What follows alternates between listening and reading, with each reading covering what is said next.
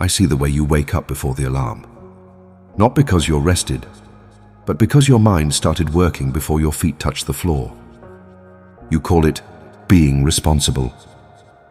You tell yourself you're just planning ahead. You say, if I think through every possibility, maybe nothing will surprise me. But your heart is tired. You don't just carry today. You carry next week, next month, the conversation that hasn't happened yet, the mistake that hasn't been made, the loss that hasn't occurred. You are fighting battles that have not even formed, and it is exhausting you. You've learned how to look calm on the outside. You've mastered the nod, the smile, the "I'm good."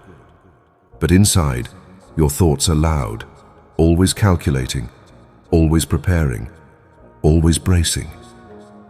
You don't rest anymore. You collapse. You don't relax. You distract. You scroll until your eyes burn, because silence feels louder than noise. And when the room finally gets quiet, your mind doesn't. It replays. It rewinds. It predicts. You imagine worst-case endings as if rehearsing them will make them hurt less. But it doesn't. It only makes you suffer twice. You think staying tense will protect you. You think if you stay alert enough, you won't be caught off guard. But anxiety is not a shield. It is a thief. It steals your sleep. It steals your focus. It steals the sweetness of moments that are actually okay. You are living tomorrow's storm in today's sunshine. Pause for a moment. Has your worrying ever changed an outcome? Has it ever stretched a day longer? Has it ever guaranteed safety? Or has it only convinced you that everything depends on you? That is the weight crushing you. You feel like if you stop holding everything together, it will all fall apart. Like if you stop thinking about it, something will break. Like if you finally exhale, no one else will catch what drops. But listen carefully. You were never assigned control of the future. You were given today. Not 5 steps ahead. Not the full blueprint.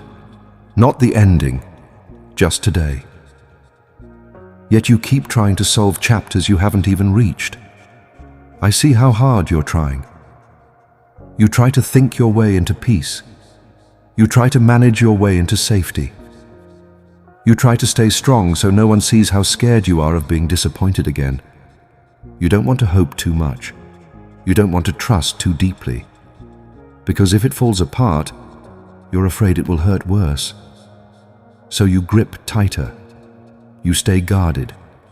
You stay prepared for bad news. But staying braced for impact is not the same as being strong. Real trust is not pretending everything is fine. It is deciding who carries what. Right now, you are carrying outcomes that were never yours. You are holding fear that already has an ending you cannot see. You are trying to manage doors that have not even opened yet. And it is draining the life out of you. I never asked you to fix everything. I never asked you to predict every twist. I never asked you to hold tomorrow in your hands. I asked you to walk with me. And walking means step by step, not leap by leap, not sprint by sprint. You keep trying to arrive early at places I have not taken you yet. That is why you are tired. You were not built to live in constant anticipation of disaster. You were built for trust, and trust feels scary to you because it requires release. Release feels like weakness, but it isn't. It is surrendering control, not responsibility. There is a difference. Do what you can today. Have the conversation when it comes. Make the decision when it's in front of you. But stop living inside imaginary endings. When your chest tightens tonight, when your thoughts begin racing again, when fear whispers, "What if?" Don't argue with yourself. Don't shame yourself. Don't pretend you're above it. Just pause and say simply, "Jesus, I'm giving this back." Not a performance, not a dramatic moment, just honesty. I don't know how this will work out. And I don't need to tonight. You may not feel fireworks. You may not feel instant calm. Peace is not always loud. Sometimes it is just the absence of pressure. Sometimes it is the decision to stop rehearsing tomorrow. You think worrying keeps you prepared. But what if letting go is what actually strengthens you? What if resting is not irresponsibility, but obedience? You don't need every answer right now. You don't need a backup plan for every scenario. You need rest, and rest does not come from certainty. It comes from relationship. You are not walking into the unknown alone. You are not stepping into a future that surprises me. I am already standing in the places you are afraid of. The meeting, the test result, the decision, the outcome. You see possibility. I see completion. So why are you carrying something I already hold? Let today be enough, not because tomorrow doesn't matter, but because tomorrow will have its own grace. Right now, breathe. Unclench your jaw. Lower your shoulders.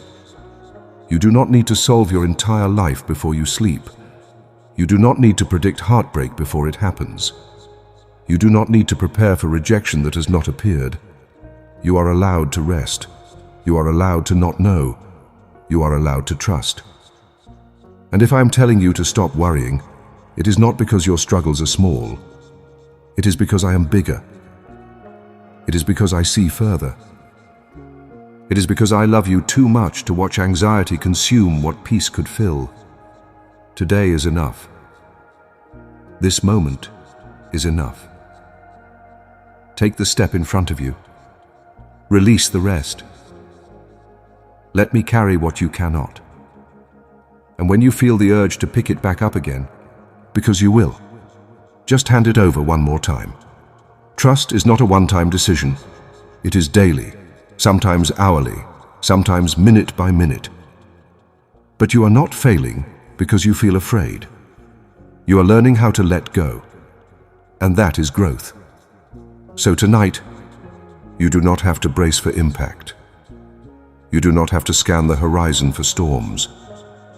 You do not have to live 5 chapters ahead. Close your eyes. Breathe.